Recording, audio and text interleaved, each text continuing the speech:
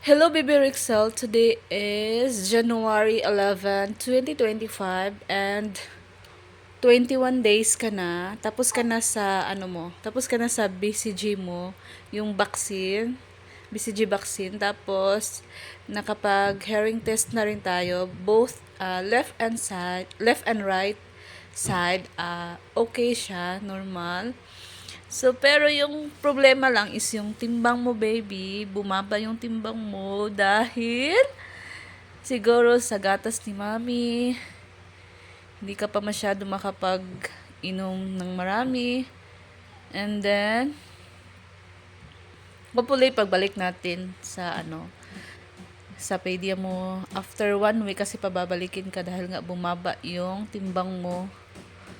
And sana nagtaas ka na ulit, ha? Okay?